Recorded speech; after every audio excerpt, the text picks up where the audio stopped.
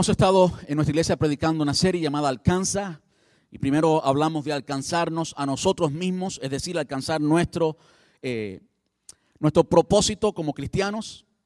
No vivimos la vida cristiana así sin propósito, sino que Dios tiene un propósito único, especial para cada uno de nosotros.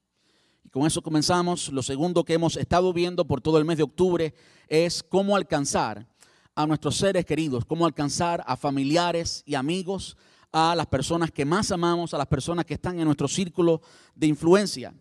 Y creo que precisamente ese fue el título del sermón pasado. El hermano Fabio Flores nos habló acerca de alcanzando a nuestros seres queridos. Y de eso hemos estado hablando.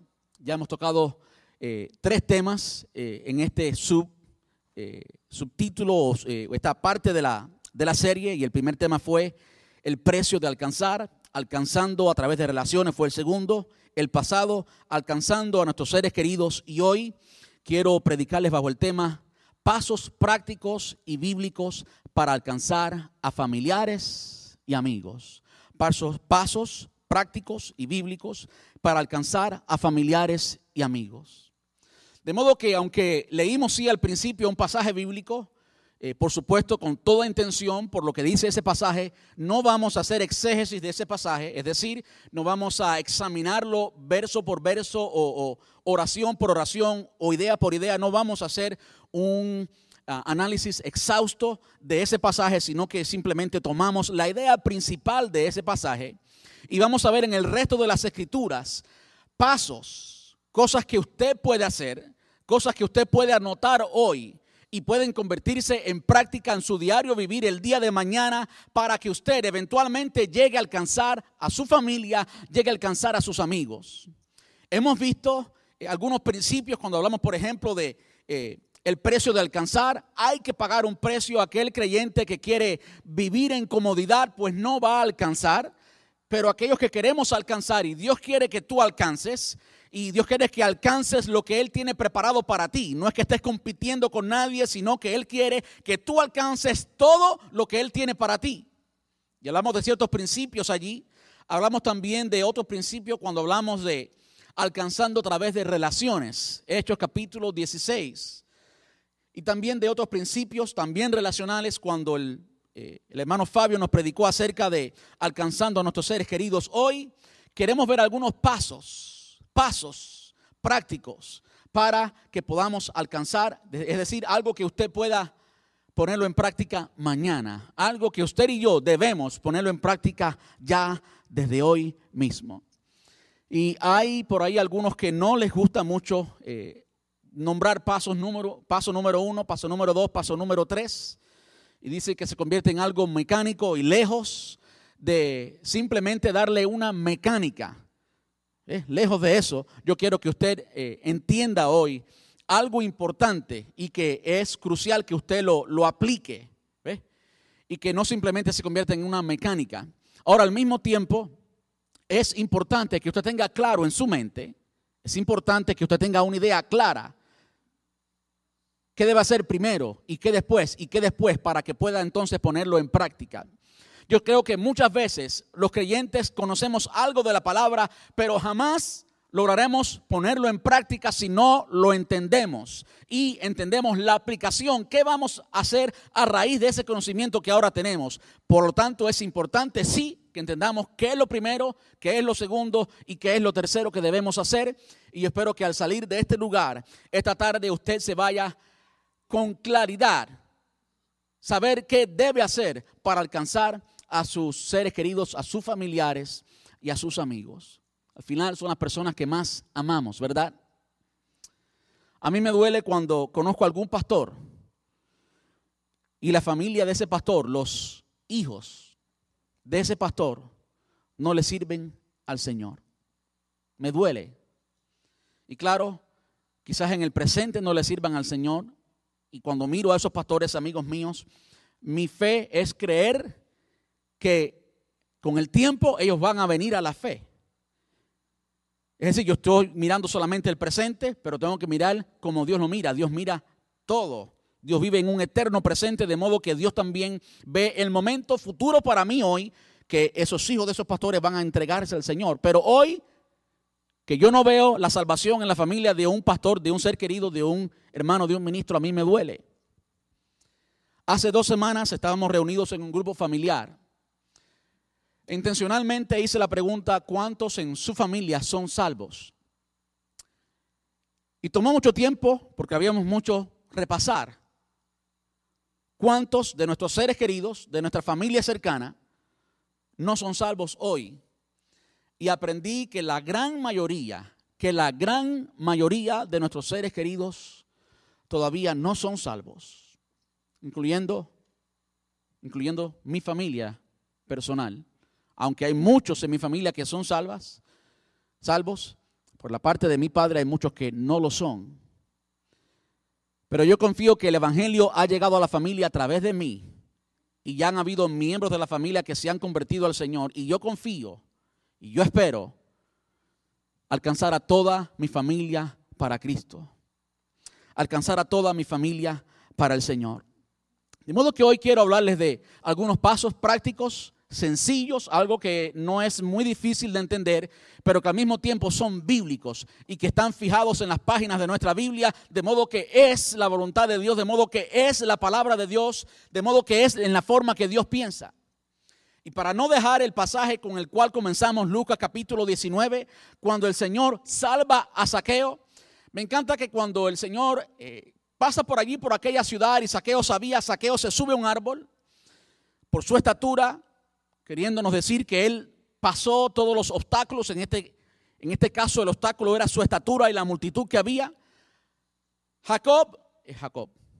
Ya ustedes saben que yo me confundo siempre. ¿Quién estaba hablando de Jacob? Zaqueo. Zaqueo estaba preparado para conocer a Jesús. Había oído de Jesús.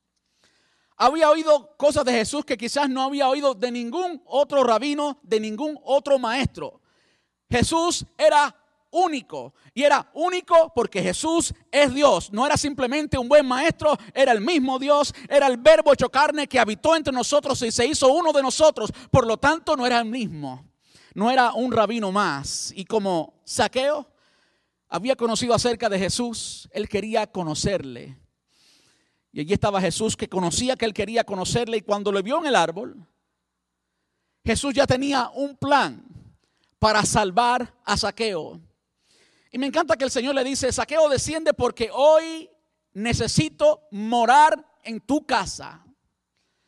El Señor bien podía haberle dicho: Zaqueo, yo sé que viniste y te subiste al árbol para verme, tienes la intención, tienes el deseo de verme, y ahí mismo en aquel lugar salvar a Zaqueo. Pero él prefirió decir: hoy es necesario que yo more en tu hogar, que yo habite, que yo me quede, que yo permanezca, que yo esté allí en tu casa, en tu hogar.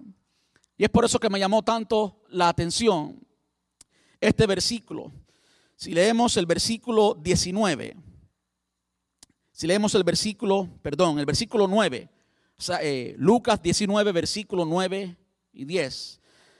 Hay algo allí que Jesús le dijo y que es muy importante. Jesús le dijo: hoy ha llegado la salvación a esta casa. No solamente a él, no solamente a Zaqueo, sino que dice literalmente: ha llegado la salvación a esta casa. Y sí, aunque no hay evidencia, no nos dice cómo fue que la salvación llegó a la casa. Sí, el Señor dijo: hoy la salvación ha llegado a esta casa. Y entonces Jesús dijo aquel pasaje que se ha convertido en un lema para muchos, que debe convertirse en un lema para ti y para mí hoy, porque el Hijo del Hombre vino a buscar y a salvar lo que se había perdido. Yo quiero animarles en esta tarde a aceptar esas palabras que el Señor le dijo a Zaqueo y tomarlas para nosotros. El Señor vino a buscar y a salvar lo que se había perdido en mi familia. El Señor vino a buscar y a salvar a mi familia, a mi papá, a mi hermano, a mi hermana, a mi tía. No entiendo por qué no podemos tomar esas palabras que sí fueron para Zaqueo, pero al final son palabras universales. Él vino a buscar y a salvar lo que se había perdido. Él vino a buscar y a salvar a tu familia y a mi familia. El Señor está en el negocio de salvar. Él vino a eso. ¿Será fiel Él a su misión? ¿Habrá cambiado el Señor hoy? ¿Se habrá cansado? ¿Se habrá dado por vencido porque tu familia y mi familia son duros? Por supuesto que no. Él vino a buscar y a salvar al hombre. Y al final cada hombre está puesto en una familia. Él vino a salvar y a alcanzar también a familias. Y es importante que tú y yo hoy nos llenemos de esa palabra y tomemos esa palabra para nosotros y podamos vivir con ese mismo objetivo, porque tú y yo, la iglesia, somos el cuerpo de Cristo. El libro de los Hebreos tiene una expresión que muchas veces la sacamos de contexto. Dice, no recuerdo ahora el versículo, pero sé que está en Hebreos: Jesucristo es el mismo ayer, hoy y por los siglos de los siglos. Y cuando usted lee esa oración, pues usted puede entender claramente lo que dice. Jesús es el mismo ayer, hoy y por los siglos de los siglos, y eso es una verdad absoluta. Pero al mismo tiempo, lo que entendemos en primera plana, lo que entendemos solamente con leer ese pasaje, no es lo que quiere decir, porque cuando usted estudia el contexto, lo que está hablando es que nosotros somos el cuerpo de Cristo.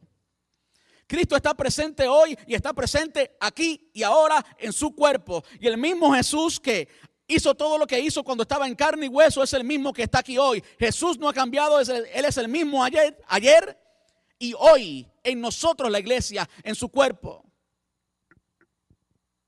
De modo que Jesús vino a salvar lo que se había perdido hoy en ti y en mí. Él está salvando lo que está perdido. Jesús está en la casa.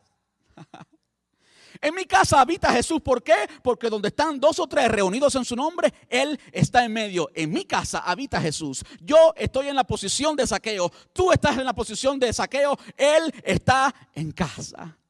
Y él vino a casa. Él llegó a casa a salvar. Entonces, si usted se pregunta, pastor, pero ha pasado tanto tiempo y mi familia todavía no se entrega a Jesús.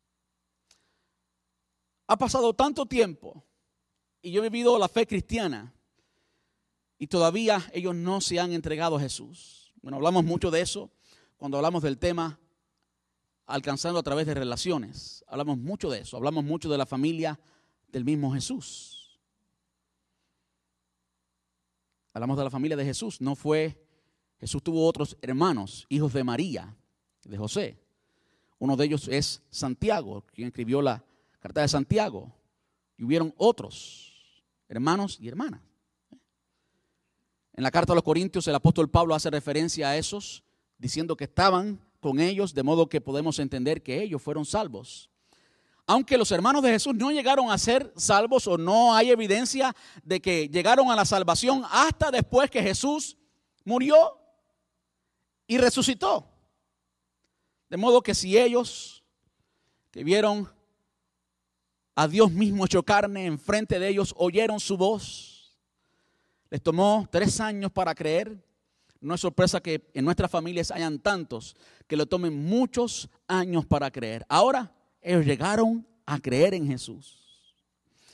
Y mientras más yo estudio la palabra, más yo entiendo, más se alimenta mi fe en creer en la salvación para mi familia. Pero ¿cuáles son pasos que usted y yo pudiéramos tomar para alcanzar a nuestra familia para el Señor?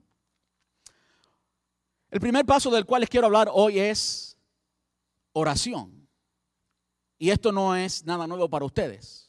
Yo estoy seguro que todos nosotros oramos por nuestra familia. Todos oramos por nuestra familia. Si usted tiene familiares que no son creyentes, estoy seguro que lo primero que usted hace es orar. No es un misterio, no es una revelación nueva. Todos oramos por nuestra familia. Ahora, quiero enfocarme en 3 cosas. Quiero enfocarme en cómo oramos por nuestra familia. Sí tenemos que orar, pero la mayoría de las veces que oramos por nuestra familia, le decimos: Señor, mira a mi tío Pepe, sálvalo. Él necesita tu salvación. Y punto. Y sí es bueno que usted ore eso. Y es bueno que lo ore fervientemente. Pero yo quiero que nuestra vida de oración, entiéndame bien, por nuestros familiares se enriquezca hoy un poco más y podamos orar con más significado, podamos orar más profundamente, podamos orar una oración que mueva el cielo, podamos orar una oración que alcance a nuestra familia, una oración que haga la diferencia. Lo primero que tenemos que hacer es orar con entendimiento de la condición espiritual. Orar con entendimiento de la condición espiritual. No es simplemente orar, sino es orar sabiendo lo que estamos haciendo y sabiendo con qué estamos tratando. Estamos tratando con un ser querido que no es creyente. Y ese ser querido que no es creyente tiene una condición espiritual y esa condición espiritual es muerto espiritualmente. Significa que ese amigo o amiga familiar que tanto amamos pertenece, aunque a veces no lo vemos así, pertenece al reino de las tinieblas. Está bajo el dominio de Satanás. Está perdido. No tiene a Dios. No tiene salvación. Quiero invitarle que vaya conmigo a 2 Corintios capítulo 4. 2 Corintios capítulo 4. Versículos 3 y 4. 2 Corintios capítulo 4 versículos 3 y 4. Dice, si la buena, yo estoy leyendo la nueva traducción viviente. Dice, si la buena noticia que predicamos está escondida detrás de un velo, que es lo que sucede con aquellos familiares que no han conocido a Jesús. Si la buena noticia que predicamos está escondida detrás de un velo, solo está oculta a la gente que se pierde. Por supuesto, a los que no se pierden no está oculta, no tenemos ese velo. Ahora entienda qué es lo que dice el versículo 4. Satanás, quien es el Dios de este mundo, ha cegado la mente de los que no creen. Son incapaces de ver la gloriosa luz de la buena noticia del evangelio. No entienden este mensaje acerca de la gloria de Cristo, quien es la imagen exacta de Dios. De modo que algo que usted tiene que entender primero y esencialmente es que cuando usted está orando por su familia, usted tiene que entender la condición espiritual. Satanás está cegando los ojos de su familia. Satanás no está permitiendo que su familia vea la cruz de Cristo. De modo que lo primero que usted tiene que hacer cuando ore por su familia es orar desde esa perspectiva y comenzar a atar las huestes espirituales, comenzar a luchar contra los demonios, comenzar a tomar las cosas como son. Usted está tratando con algo espiritual y tiene que tratar con eso espiritualmente. ¿Cómo usted trata con eso? Espiritualmente, con oración, echando fuera las huestes del maligno. Tomando la autoridad que usted tiene como cuerpo de Cristo. Tomando la autoridad que el Señor delegó en usted, que usted tiene porque ahora es hijo de Dios y Cristo habita en ti. Y ordenando a esas huestes espirituales, soltar ese velo, quitar ese velo. ¿Cuántas veces que oramos por nuestros familiares lo hacemos desde esa perspectiva? No muchas veces. Más bien muchas veces nos acostumbramos a la condición, sobrepasamos el hecho que estamos en una batalla espiritual, que hay un ser espiritual que tiene poder llamado Satanás y está cegando a nuestros familiares de modo que no pueden ver, no pueden entender. También en Corintios, el apóstol Pablo le dice a la iglesia en Corinto que el hombre carnal, el hombre natural, como somos naturalmente, no puede entender lo sobrenatural de Dios. De modo que no se trata de un análisis lógico. Se trata de que el Señor quite ese velo. Se trata de que el Señor abra sus ojos espirituales y comiencen a entender algo que solamente puede entenderse, discernirse espiritualmente. Usted y yo tenemos que luchar esta batalla espiritual por nuestros familiares. Ellos no pueden. Ellos no saben que son siervos de Satanás. Ellos no saben. Ellos creen que vivir la vida loca, como dice Ricky Martin, ellos creen que vivir la vida por la libre es algo natural y que no hay nada espiritual detrás de eso. Pero tú y yo que conocemos la palabra de Dios, sabemos que están en el reino de las tinieblas. Es un reino espiritual, es un reino real, es un reino que tiene poder, es un reino que tú y yo tenemos que detener, es un reino que tú y yo como cuerpos de Cristo tiene que derribarse cuando tú y yo entramos. Pero tenemos que hacerle frente, ¿verdad? Si usted entra a una habitación donde hay un enemigo suyo y es hora que usted se convierta en un boxeador, simplemente porque usted entre en la misma habitación de él, él no va a ser vencido. Él no va a ser vencido con eso solamente. Hay que hacerle frente, con las armas que tenemos. Una de ellas es la oración. Podemos hablar en otro momento acerca de las armas que tenemos.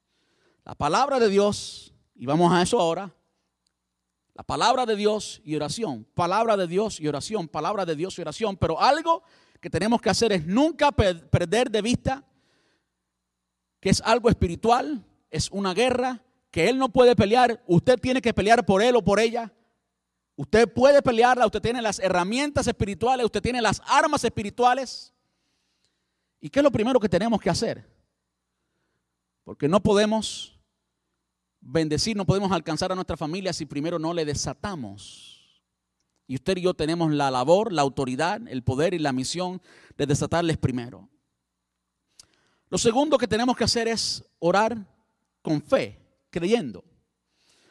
Si usted ora guiado, entiéndame bien, si usted ora guiado por la necesidad, si usted ora guiado por lo que están viendo sus ojos, si usted ora guiado por la perdición que están viendo sus ojos, es muy posible que usted ore con mucho dolor, pero no con fe.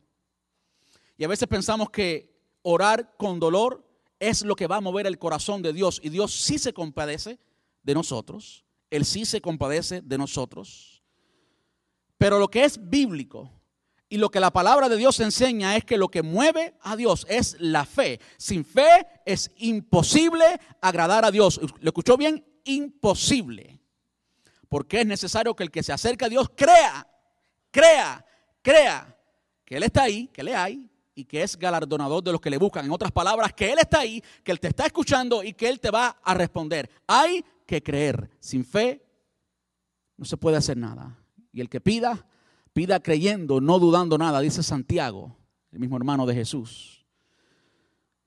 Pida creyendo, no dudando nada. Ahora, a veces pedimos por nuestros familiares con mucho ímpetu, con mucha fuerza, y creemos que estamos pidiendo con fe porque estamos creyendo, pero estamos creyendo porque queremos simplemente verlos salvos. Y está bien. Está bien. ¿Qué madre no ora con ímpetu cuando ve la perdición en su hijo? Por supuesto que ora con ímpetu, con compasión. Lo ama, no quiere que se pierda. Y eso está bien.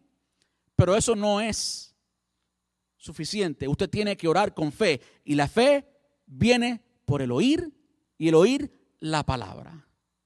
Quiere decir que cuando usted ore, sí, ore con todo el amor que usted tiene por su familiar, pero además de eso, ore con su corazón, su mente puesta en la palabra de Dios, porque eso es lo que va a mover el corazón de Dios. Eso es lo que va a mover el cielo.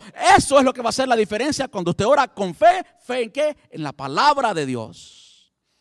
Le invito a que vaya conmigo a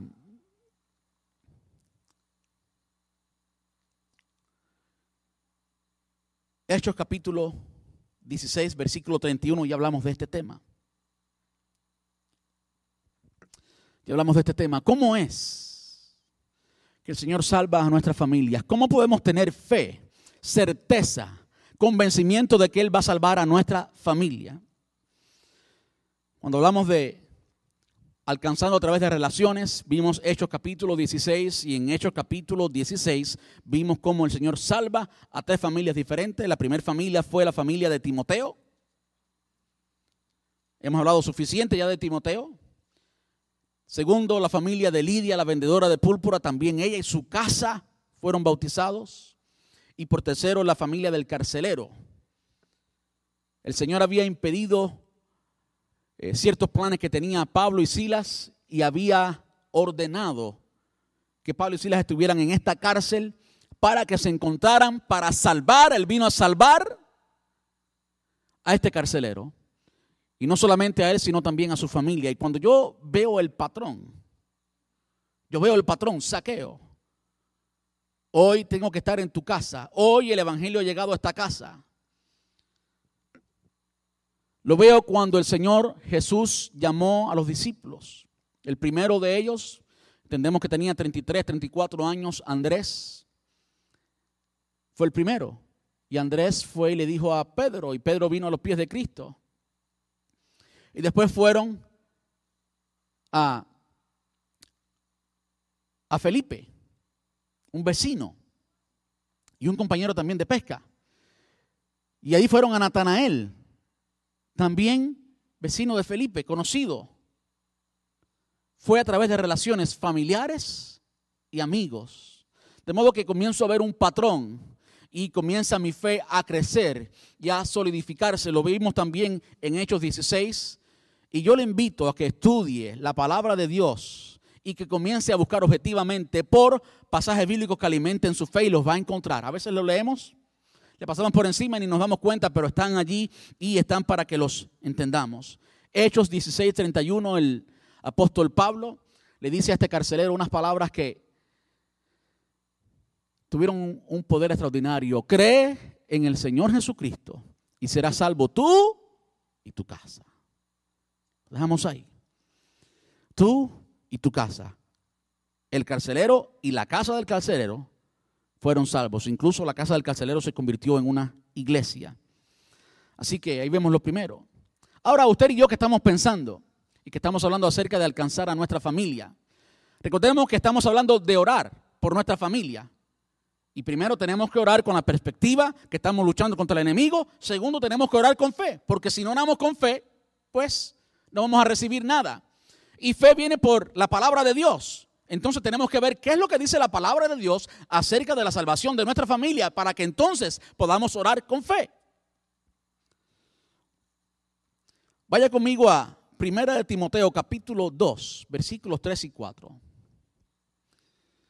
1 de Timoteo capítulo 2, versículos 3 y 4. Y lo que quiero que veamos aquí es que el Señor quiere salvar a tu familia. Ahora, yo sé, no me malentienda, yo sé que el Señor no va a salvar a todos, por supuesto que no. Creo que hay suficiente fundamento bíblico y en otra ocasión quizás podamos explicar cómo es que el Señor no va a salvar a todos, aunque hay una doctrina por ahí de universalismo que dice que el Señor va a salvar a todos. Por supuesto no creemos en esa doctrina. Y usted puede quizás malinterpretar lo que estoy diciendo cuando hablamos de la salvación de nuestra familia. Estoy convencido que algunos en nuestra familia no van a ser salvos. Pero cuando yo ore por ellos, yo tengo que orar por ellos, sabiendo que están siendo esclavos del enemigo. Yo tengo que orar por ellos con la fe que la palabra de Dios me habla y me dice. Yo tengo que orar con ellos de acuerdo con Dios. De acuerdo con lo que Dios dice en su palabra. Y sí, algunos se van a perder, pero se van a perder después que todas estas cosas hayan sido puestas en práctica, después que usted y yo hayamos hecho todo lo posible, entonces se pierden. A veces pensamos que el Señor no está en el negocio de salvar. Él está en el negocio de salvar. Quisiéramos asegurarnos que hagamos todas las cosas que tenemos que hacer. Dios hace las suyas, nosotros como familiares tenemos que hacer las que tenemos que hacer nosotros para cuando esa persona llegue a la presencia de Dios, el Señor pueda decirle, te hablé a través de tu hijo, de tu tía, de tu hermano, de tu primo, de tu compañero de trabajo, de tu amigo, te hablé. Vamos allí a 1 Timoteo capítulo 2, versículo 3. Dice, porque esto es bueno y agradable delante de Dios nuestro Salvador, el cual quiere que todos los hombres sean salvos y vengan al conocimiento de la verdad. ¿Cuántos Él quiere? Su deseo es que todos. Dios tiene el mismo deseo que tú. ¿No quieres tú que tu familia se salve? Sí, Él tiene el mismo deseo. ¿Sabes tú si su familia se va a salvar completamente? Bueno, en realidad no lo sabemos. Tenemos que orar con la fe que sí. Porque el evangelio ha llegado a mi casa y es un patrón que vemos. El evangelio tiene poder, produce algo. No es algo insólito, sin poder, vacío, no. Hay poder y ese poder se contagia. Ese poder contagia, a nuestra familia, alcanza a nuestra familia. Si alguien llega a no ser salvo, a no tener salvación, tiene que ser al final por la decisión concreta de esa persona. Yo no quiero. Y si no quiere, pues nadie lo empuja. Ni Dios, ni tú, ni yo.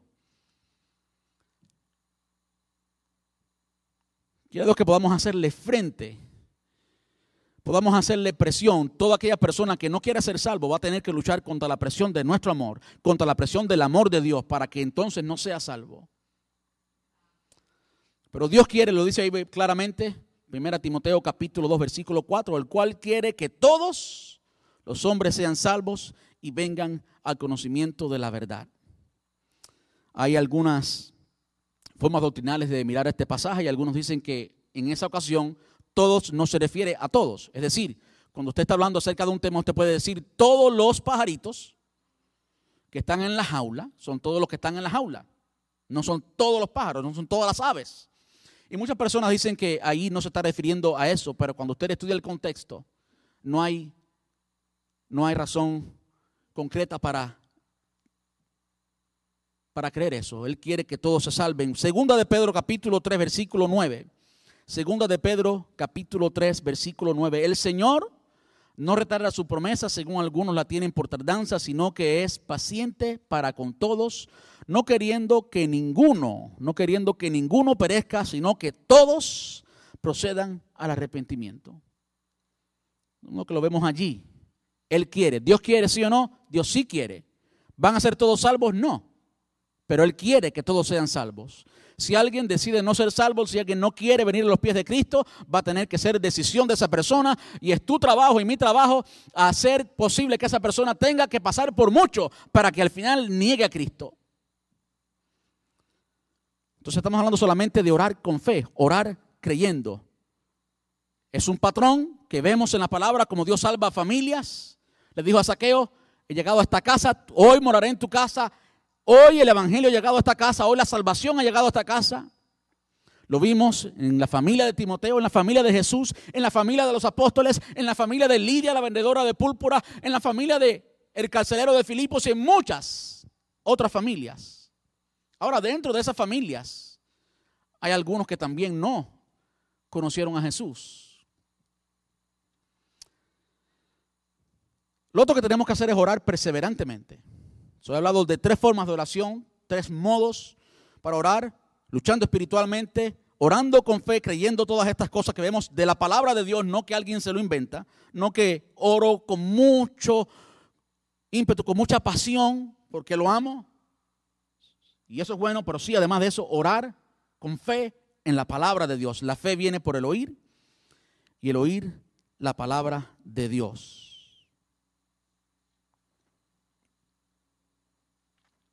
Vamos a hablar un poquito más acerca de la fe, cómo la fe viene por el oír, un poco más adelante.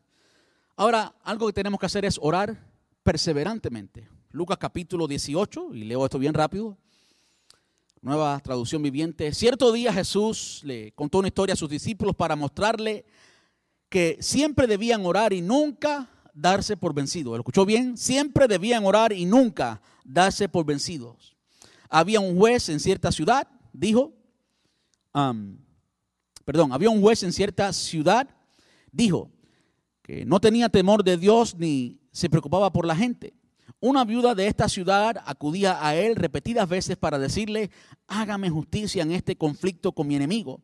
Durante un tiempo el juez no le hizo caso, hasta que finalmente se dijo a sí mismo: no temo a Dios ni me importa la gente, pero esta mujer me está volviendo loco. Parece que era latino el hombre.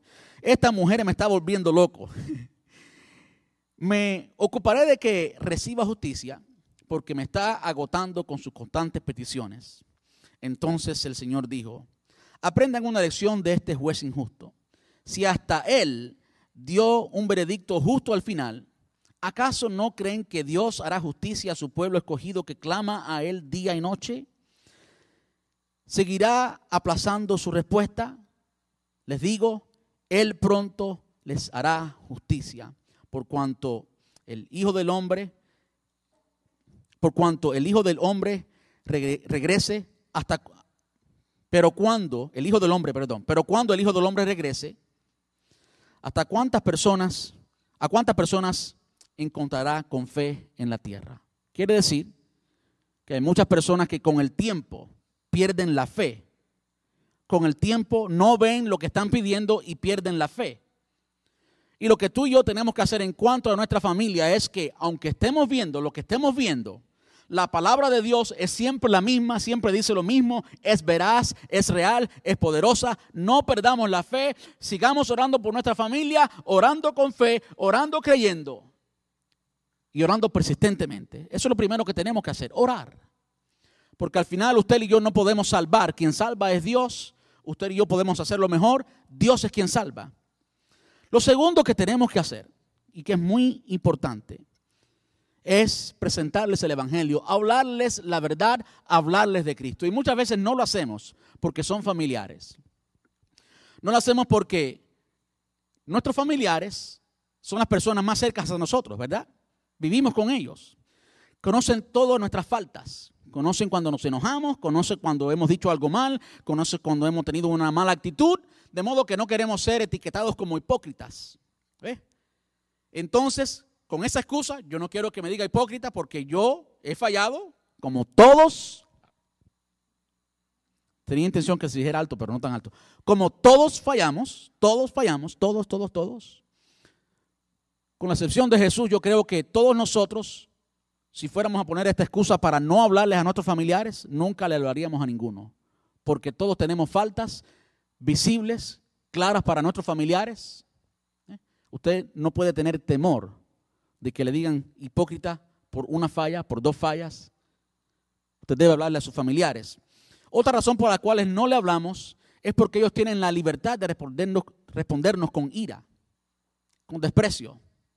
Es decir, usted le habla a un extraño y el extraño a lo mejor no se siente en la libertad de decirte y decirte cualquier cosa, porque es un extraño y te da cierto respeto, hay cierta distancia, hay cierta ética que tiene que mantener contigo. Pero a un tío, un amigo, un familiar, alguien bien cercano, te habla claro, te habla sin pelos en la lengua. Y si te tiene que decir lo que tenga que decirte del evangelio, te lo dice. Y muchas veces no queremos eso por temor a esa reacción de ese familiar, de ese amigo. Otra razón por la cual no hablamos muchas veces es porque un familiar, un amigo es alguien que vemos siempre. Tenemos una relación cercana y no queremos poner en peligro nuestra relación por causa del evangelio. Y si traemos el evangelio y hablamos del evangelio y le predicamos a Cristo, es posible que esa persona no quiera nada que ver con nosotros. No quiera tener nada que ver con nosotros, quiera romper la relación o quiera mantener la relación distante porque le estamos presentando a Cristo. Entonces, valoramos más nuestra relación que la salvación de esa persona. Yo les tengo una pregunta hoy. ¿Cómo usted se sentiría si un ser cercano a ti, un ser amado, ya sea familiar o amigo, hoy muere sin Cristo? ¿Cómo usted se sentiría? ¿Estuviera usted contento? Seguro no. ¿Cómo usted se sentiría? Yo quiero decir, las posibilidades están ahí y no soy pesimista para nada. Pero soy realista. Cualquiera tiene un accidente y muere. Cualquiera. De modo que hablarle a nuestros seres queridos es importante. Es urgente. No podemos ser indiferentes por ninguna razón. Usted no puede ser indiferente. Es urgente que usted le hable a ellos hoy. No solamente que ore por ellos, sino que le hable a ellos. Y vamos a ver por qué es importante que le hablemos. No dejemos que ninguna de estas excusas o razones eviten que le hablemos a nuestros seres queridos. No podemos perder la oportunidad ni dejar de ser objetivos. Toda oportunidad que tengamos, debemos hablarles de Cristo. Ahora, ¿por qué es importante? No solamente que ore, sino que también le hable, le testifique, le presente el evangelio. ¿Por qué es importante? Bueno, por lo que dice Romanos capítulo 10, versículos del 14 al 17. A veces tratamos con nuestra familia y creemos que ellos ya saben el plan de salvación completo. Creemos que ellos entienden la doctrina de la salvación, que conocen más doctrina que nosotros. Pero a veces no es así. La mayoría de las veces no es así. Romanos capítulo 10, versículo 14 al 17 dice: ¿cómo pues invocarán a aquel en el cual no han creído? ¿Y cómo creerán en aquel en quien no han oído, de quien no han oído? ¿Y cómo oirán sin haber quien les predique? ¿Y cómo predicarán si no fueren enviados? Como está escrito: cuán hermosos son los pies de los que anuncian la paz, de los que anuncian las buenas nuevas. Mas no todos obedecieron al evangelio, pues Isaías dice: Señor, ¿quién ha creído a nuestro anuncio? Así que la fe es por el oír y el oír por la palabra de Dios. Si sus familiares y mis familiares van a llegar a la salvación, no va a ser porque usted ore mucho, aunque usted ore mucho sea el primer paso. Usted tiene que presentarle el evangelio, porque sin fe no llegan a Dios. Así que la fe viene por el oír, y el oír la palabra de Dios, el oír la palabra de Dios, el oír la palabra de Dios, el oír la palabra de Dios. Usted tiene que hablarle a sus seres queridos, a sus familiares. Y en muchas ocasiones, cuando el familiar no lo hace alguien de fuera. Y usted hace la primera parte y alguien hizo la segunda parte. ¿Cuántos de nosotros hemos tenido esa experiencia? Usted ora por un familiar por mucho tiempo y le predica también y no lo escucha. Y viene otro y le predica y lo escucha. Bueno, lo que pasa es que nunca sabemos cuándo va a venir ese otro a predicarle. Y como no sabemos cuándo va a venir a predicarle y no sabemos cuál es el último día de nuestro familiar querido aquí en la tierra, hoy tenemos que hablarle. Y si no le hablamos no va a tener fe, y si no tiene fe no puede llegar a Cristo. Es importante que le hablemos. Por último, lo tercero que tenemos que hacer es modelar la vida cristiana. Incluso este es el paso más duro, más difícil, porque ahora se trata de demostrar lo que creemos, de hablarle con nuestros testimonios. Aparentemente en los tiempos bíblicos o en la iglesia neotestamentaria ocurría lo mismo que ocurre hoy. Hay muchas mujeres que siguen a Cristo. Desde el ministerio de Cristo esto es verdad. ¿Quién estaba allí a la puerta de la tumba esperando? No era Pablo, ni Pedro, ni Juan. Era una mujer. Eran mujeres. Sorprendentemente el ministerio de los apóstoles en el tiempo de Jesús se sostuvo por mujeres. La mayoría de ellos. La mayoría de las finanzas con las cuales se sostuvo el ministerio de Jesús. Saben, había tesorero. Judas era tesorero, se manejaba también dinero, aunque no, eso no es importante, no lo vemos mucho allí, pero era parte de. Por eso había un tesorero. Y había mujeres como María Magdalena, María de Magdala, que era una mujer que tenía influencia. Lidia, la vendedora de púrpura que hablamos no hace mucho, también era una mujer negociante, tenía influencia.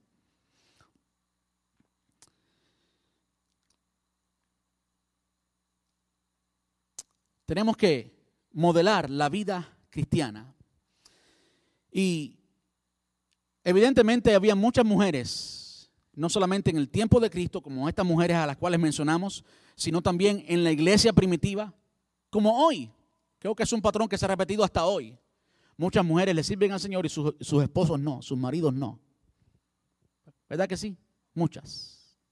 De modo que no es sorpresa que aquí el Señor les habla a través del apóstol Pedro directamente a las esposas.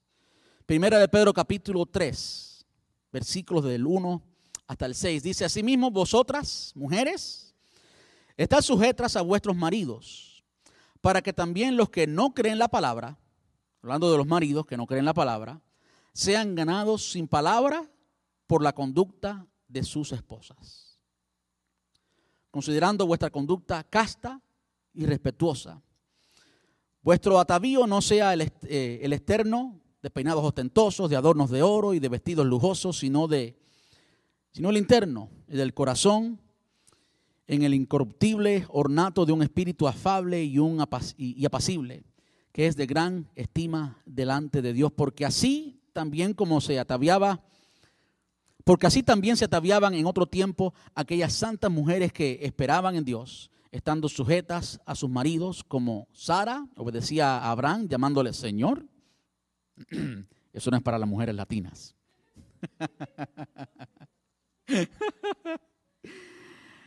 Así como Sara obedecía a Abraham llamándole Señor, de la cual vosotras habéis venido a ser hijas, si hacéis el bien sin temer ninguna amenaza. Quiere decir que queda claro, y es por eso que en nuestra iglesia, cuando hay una esposa que es esposa, por supuesto, de un hombre que no es creyente, ese hombre tiene autoridad y la mujer debe someterse a eso. De modo que los requisitos que tenemos en la iglesia para diferentes cosas, pues ahí tienen que cambiar, porque lo bíblico es que esa mujer viva en sujeción a ese hombre. Y lo que es bíblico es que a través de esa sujeción y a través del testimonio de esa mujer, ese hombre puede llegar a los pies de Cristo. Y hay otros pasajes que hablan también de esto. No vamos a entrar más en ellos por la razón del tiempo.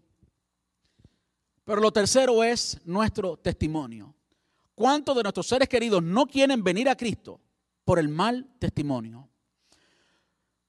Voy a ir un poquito más profundo. ¿Cuántos hijos de pastores no quieren conocer de iglesia porque la iglesia le ha robado a su papá? Es por eso que cuando usted no vea que el pastor está aquí los 7 días de la semana y no responde el teléfono cada vez que usted llama, es porque yo tengo hijos y ellos son mi primera iglesia.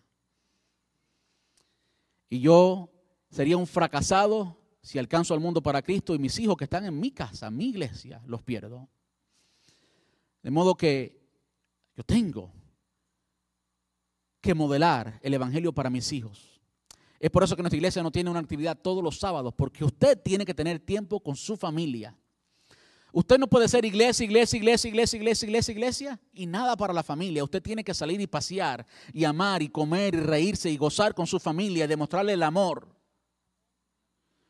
Y hay veces que la iglesia le ha robado a la familia la oportunidad de testificarle a su familia y no hay tiempo para la familia porque todo es iglesia y eso no es lo que la palabra nos enseña.